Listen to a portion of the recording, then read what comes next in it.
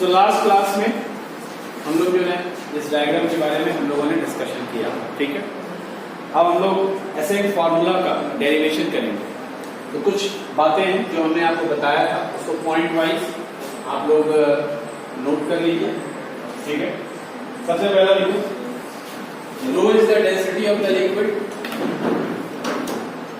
Row is the density of the liquid.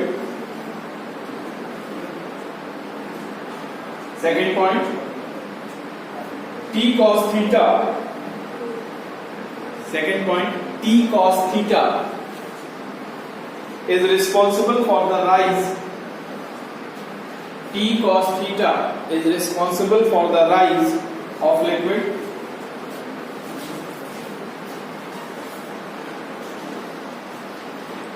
Next point, T sin theta. T sin theta has no role to play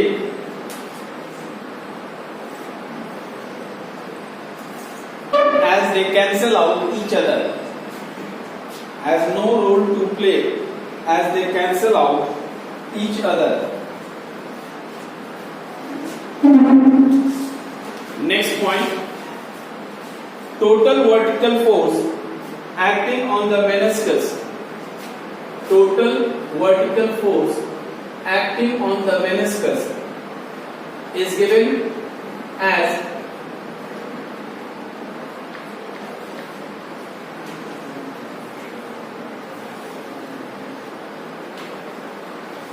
to pi are into T cos theta. पूरे circumference के around हर जगह T cos theta लग रहा है, तो multiplied by two pi R. Next point, as the liquid rises,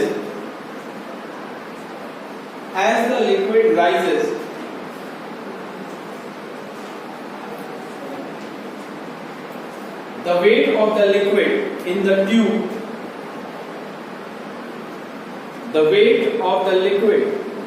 tube, increases,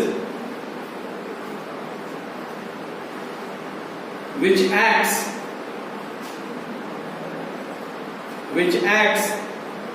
in vertically downward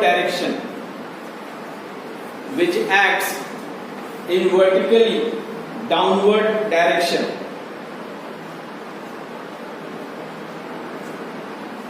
Next point,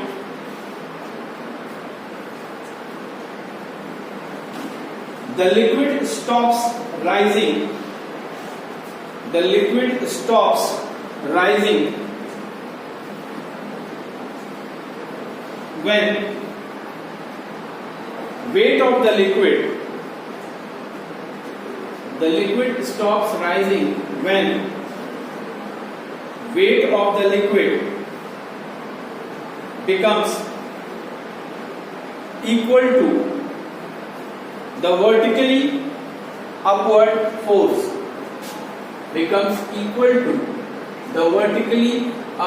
force. That is, F is equals to W। ये सारी बातें हमने आपको पिछली क्लास में बताया, ठीक है। अब ये जो हमारा लास्ट लाइन था कि तब तक राइज करता है जब तक जो वर्टिकली ऊपर की तरफ लगने वाला जो फोर्स है ये that becomes equal to the weight of the liquid in this column.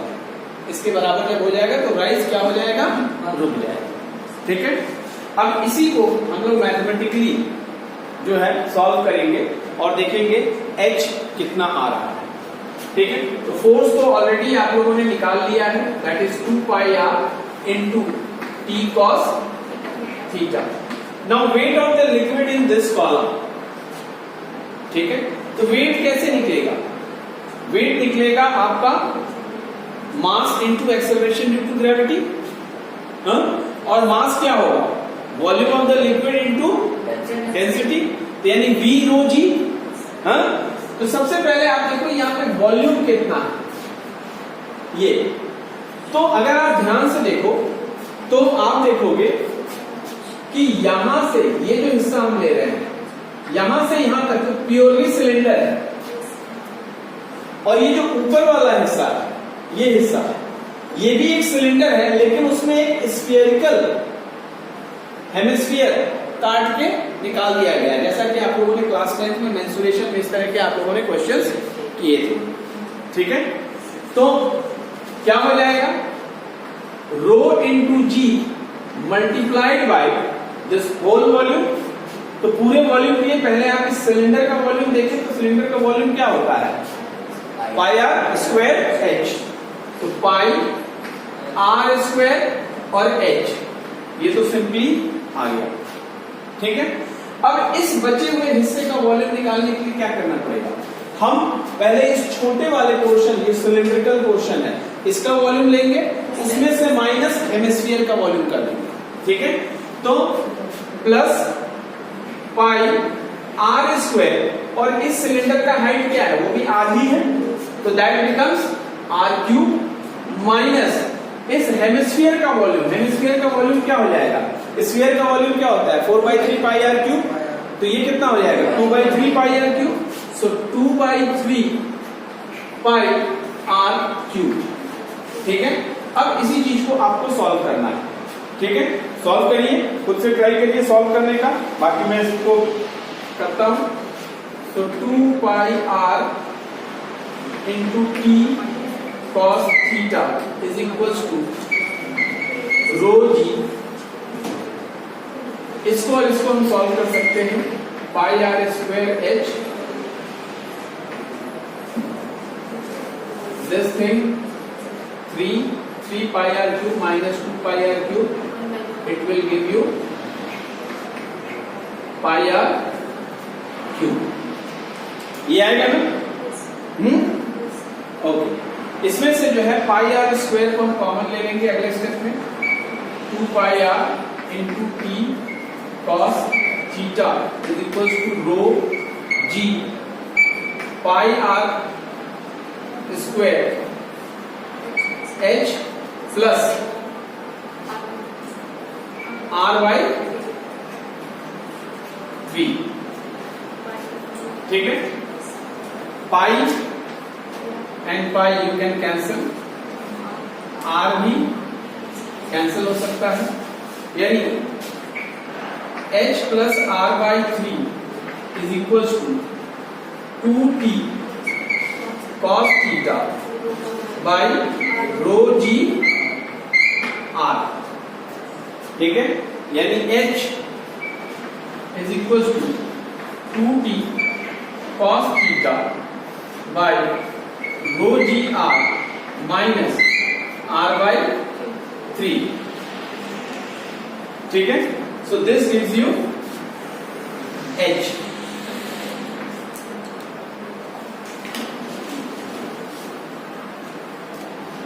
याद बताइए, फिर इसमें स्पेशल केसेस हम लोग देखेंगे।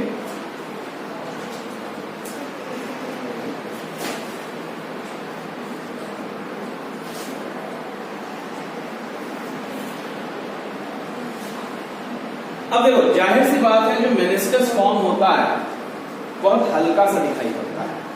ठीक है ना, that means R is very very small. ठीक है ना, R is very very small. तो इसी में आगे आप केस बनाओ, when R is very very small then H. ठीक है, अगर आर बहुत बहुत बहुत छोटा है एच से, देन आर बाई 3 को हम क्या करेंगे, नेग्लेक्ट करेंगे, इज नेग्लेक्टेड। और अगर r बाई 3 नेग्लेक्टेड हो गया तो आपको h मिलेगा 2t cos theta by rho G r। So you get h। अब हमने आपको बताया था, ये जो फॉर्मूला है, इस फॉर्मूले को आप ध्यान से देखो। हमने आपको क्या बताया था कि एसेंट भी हो सकता है और डिसेंट भी हो सकता है। ठीक है, यहां पे जो हम लोगों ने काम किया, यहां पे आप देखो जो थीटा है, ये क्या है, एंगल ऑफ कांटेक्ट है, और एंगल ऑफ कांटेक्ट कैसा है, यहाँ पे एक्यूट है। क्यों एक्यूट है, बिकॉज हम लोगों ने यहाँ पे कॉनकेव मेनिस्कस लिया। मान लो अगर कॉन्वेक्स मेनिस्कस होता तो थीटा क्या हो जाता, ऑब्ट्यूज हो जाता। ठीक है, थीटा ऑब्ट्यूज हो जाता। तो अब इसी बेसिस पे अगर थीटा एक्यूट है, इफ थीटा इज एक्यूट, तो एच आपका क्या आएगा? Positive. So that means there is rise, यानी अगर कॉन्केव मेनिस्कस है तो आपका राइज होगा। ठीक है, ये बात शुरू में आपने लिखा भी। ठीक है, अगर थीटा ऑब्ट्यूज है तो कॉस थीटा क्या हो जाएगा? नेगेटिव, और कॉस थीटा नेगेटिव हो जाएगा तो एच भी आपका नेगेटिव हो जाएगा, और एच नेगेटिव का मतलब है देयर इज फॉल। तो फॉल कब आपको मिल रहा है? व्हेन थीटा इज ऑब्ट्यूज, और थीटा ऑब्ट्यूज आपको कब मिलता है? जब कॉन्वेक्स मेनिस्कस मिलता है। बात समझ में आ गया? तो ये दो पॉइंट आप ना हो तो खुद से in your own word you can write it down कि if theta is acute, that is concave meniscus, H is positive.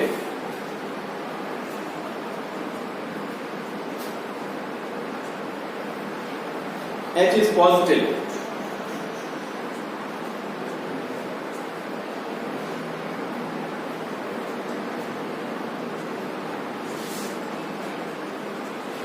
और H पॉजिटिव का मतलब क्या हुआ? The liquid rises in the tube. The liquid rises in the capillary tube. उसी तरीके से when theta is obtuse,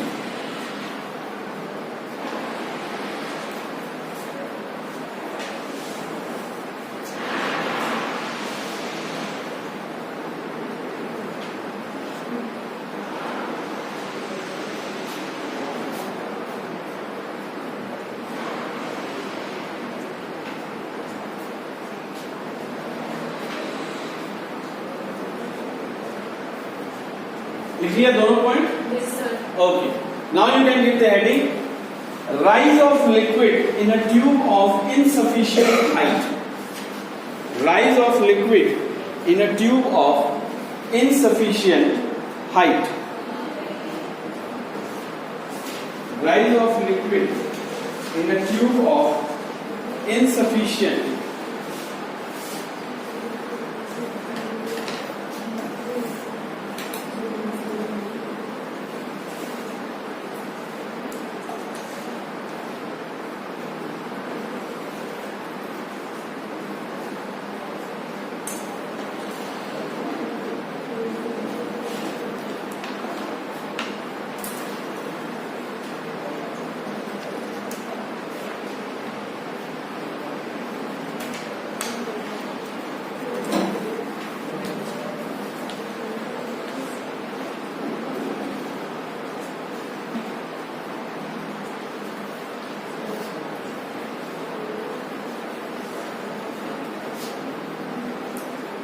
इसको रब कर दें।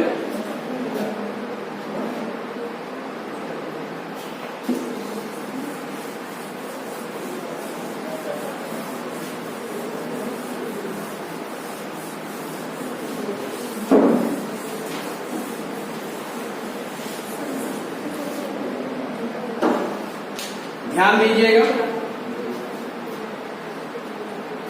ठीक है।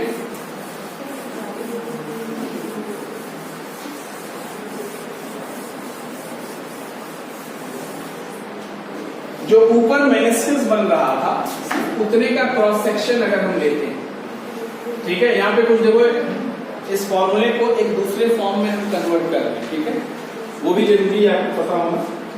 तो आपका जो है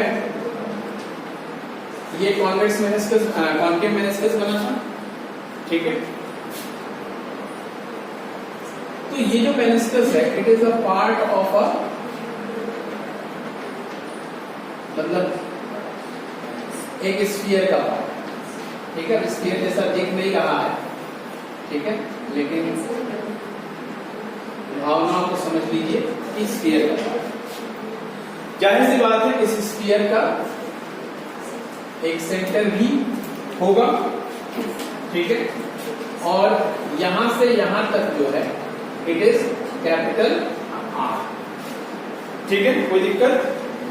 अच्छा, इस पॉइंट पे सरफेस टेंशन ये लगा था, टेंजेंशियली था, ये एंगल आपका थीटा था, ठीक है, ये एंगल थीटा था ना। अच्छा, इस ट्यूब का रेडियस क्या था?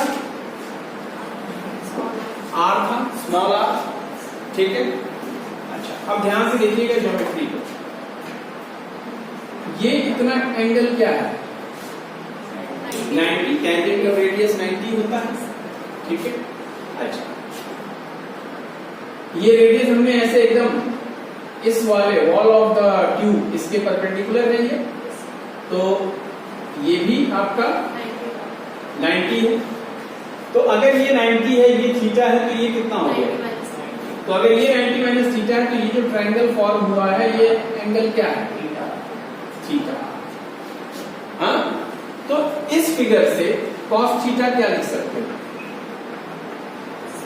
cos theta base upon hypotenuse, यानी small r by capital R, यानी cos थीटा के जगह आप small r by capital R लिख सकते हो, ठीक है।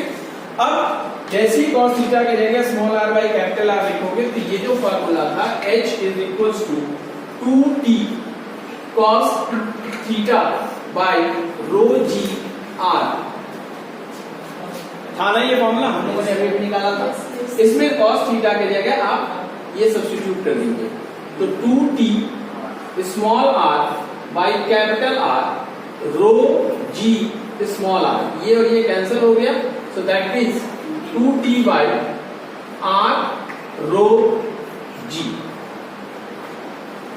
यानी ये भी एक एसेंट फॉर्मूला का एक डिफरेंट फॉर्म है, ठीक है।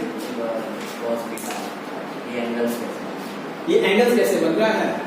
यहाँ पे बहुत ज्यादा छोटा हो गया है, तो एक बड़े में ले लेते हैं ताकि सब कुछ क्लियरली पता चले।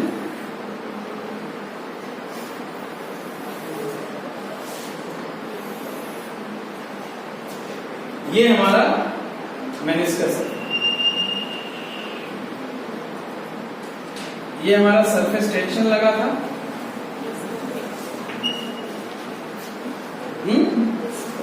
And this was the angle theta.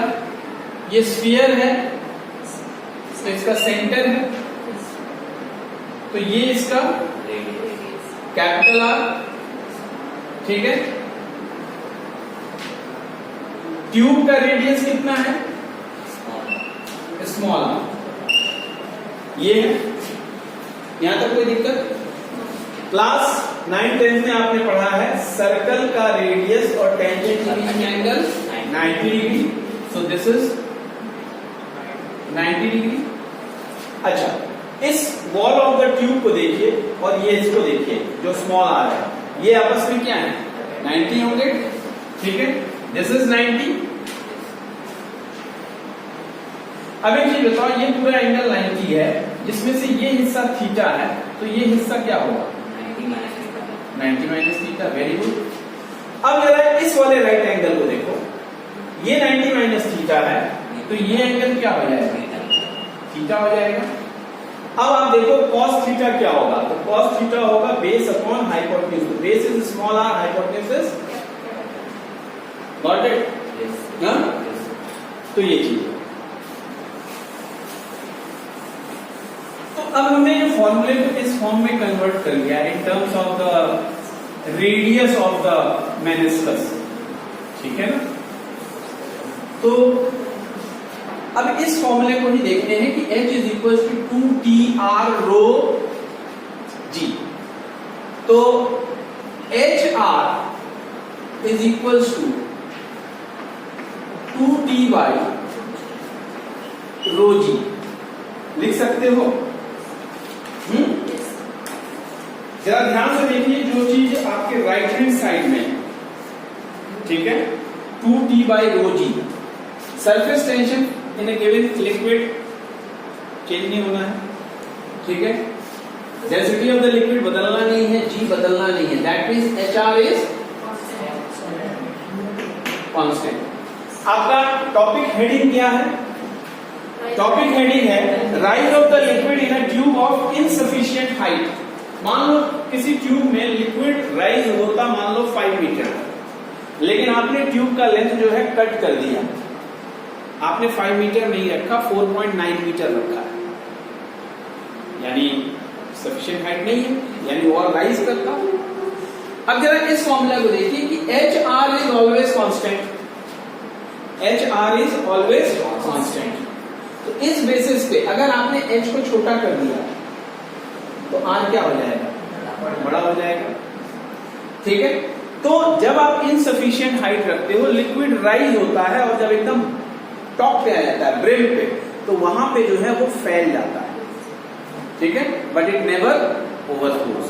ठीक है, तो ये इतना लिखने के बाद ये नोट कर लिया है। अब लिख लो, when the capillary tube is cut,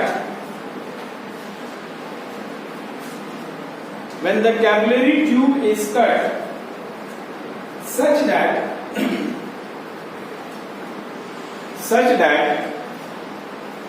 its length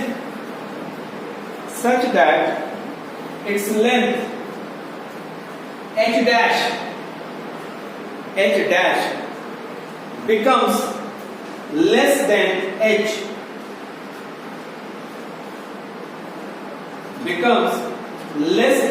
h, comma, then in this case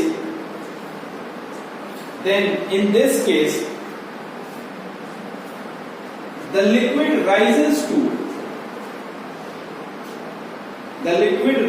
to the top and spreads out to a new radius of curvature,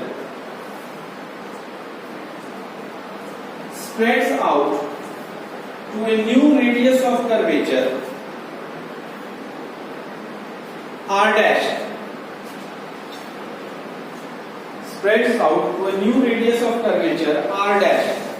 and becomes more flat so that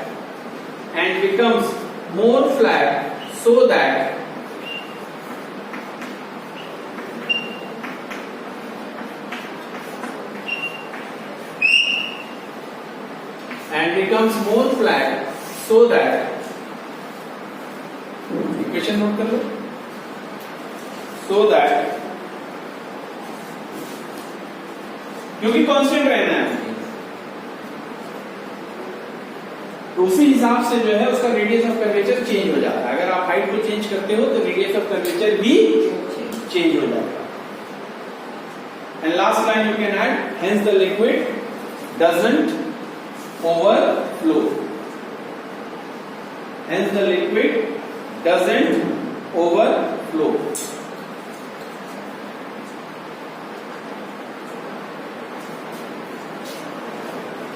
Now you can give the heading viscosity.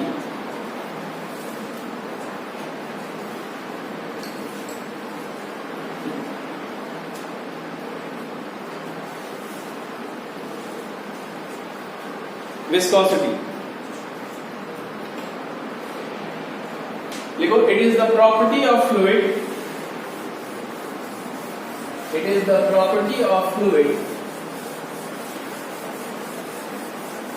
due to which an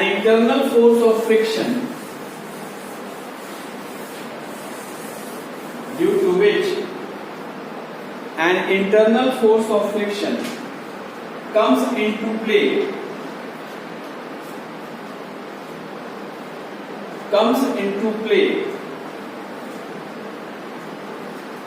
when the fluids are in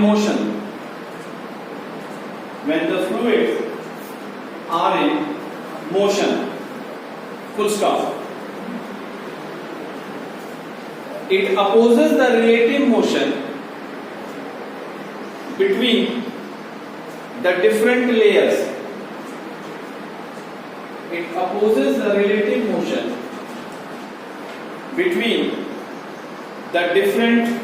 layers. Full stop. Next line में लिखो, next point बना के अभी explain करेंगे इसको। Viscous drag और viscous force, next point, viscous drag और viscous force, यानी एक तरह से फ्रिक्शन फोर्स है, ठीक है ना। viscous drag or viscous force acts tangentially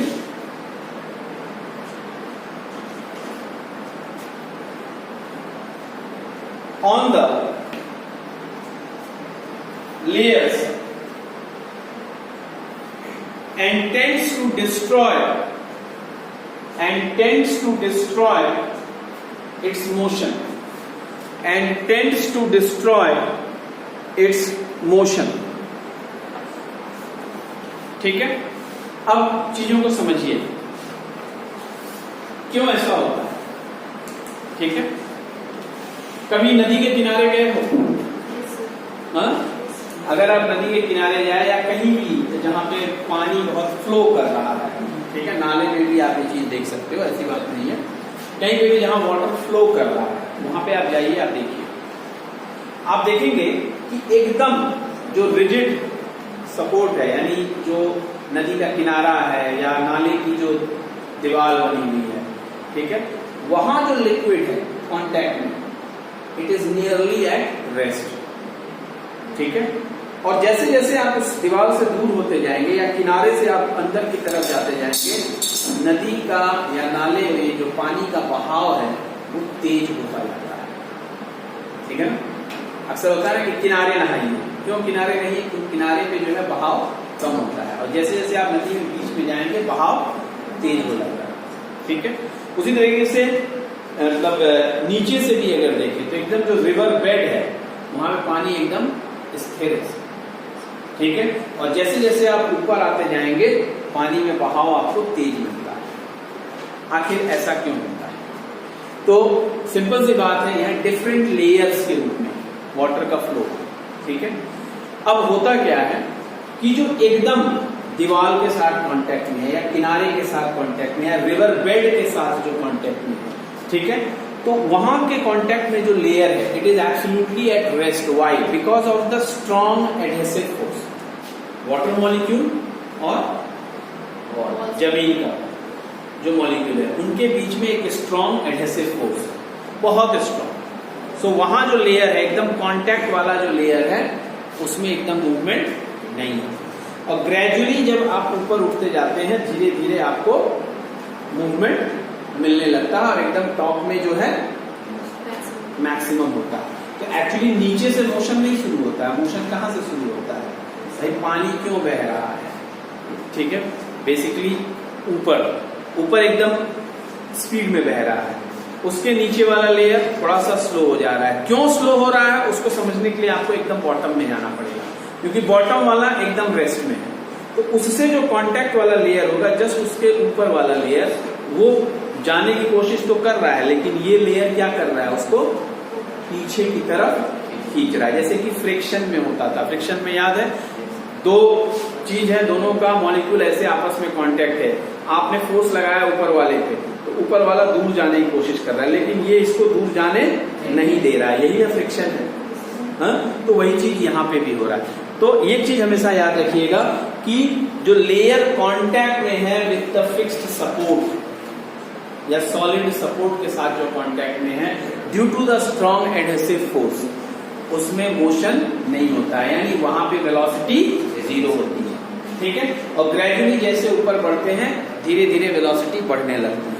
लेकिन इसको हम लोग देखते कैसे हैं? ऊपर से एनालिसिस करते हैं। नीचे वाला उससे थोड़ा कम स्पीड में होता है, वो क्या करता है, उसको पीछे की तरफ रोकने के लिए। इसीलिए आपने लिखा है कि विस्कस ड्रैग या विस्कस फोर्स जो है वो टेंजेंशियली एक्ट करता है पीछे की तरफ, उसको हमेशा रोकने की कोशिश करता है। तो दिस इज विस्कस ड्रैग। अब यहाँ पे आपने एक चीज और देखा होगा कि जैसे जैसे आप ऊपर बढ़ रहे हैं वैसे वैसे वेलोसिटी में चेंज आ रहा है, यानी velocity is changing with position, यानी डिस्टेंस के साथ वेलोसिटी चेंज हो रहा है। तो इसी बेसिस पे जो है एक टर्म आता है वेलोसिटी ग्रेडियंट। ठीक है, लिख लो velocity gradient, rate of change of velocity with distance, velocity gradient.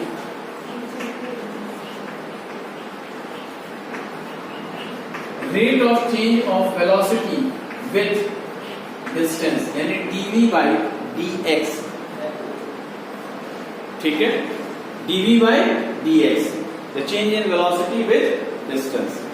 ठीक है, तो जो मेन दो बातें आपने यहाँ पे सीखा वो क्या सीखा कि रिजिड के सबसे पहले तो फ्लूइड्स में भी फ्रिक्शन फोर्स लगता है, ठीक है, और वो फ्रिक्शन फोर्स को हम यहाँ पे क्या कह रहे हैं, विस्कस फोर्स। ठीक है, और ये जो पूरा फिनोमेना है इसको हम विस्कोसिटी कहते हैं। ठीक है, क्यों ऐसा है, बिकॉज एकदम जो कांटेक्ट में है, मतलब एकदम रिजिड सपोर्ट के कांटेक्ट में है, उसकी वेलोसिटी जीरो है। Why zero, because of the strong adhesive force between the two different types of molecules. ठीक है, और फिर ग्रेजुअली जो है जैसे जैसे हम ऊपर बढ़ते हैं स्पीड स्लो होती जाती है। क्यों स्लो होती जाती है, बिकॉज विस्कस फोर्स या viscous drag which is acting tangentially वो उसको रोक रहा है। फिर आखिरी चीज आपने क्या देखा कि जैसे जैसे हम ऊपर आ रहे हैं वेलोसिटी इज चेंजिंग, यानी velocity is changing with respect to position या डिस्टेंस, जिसको आप कहते हो velocity gradient, dv by dx।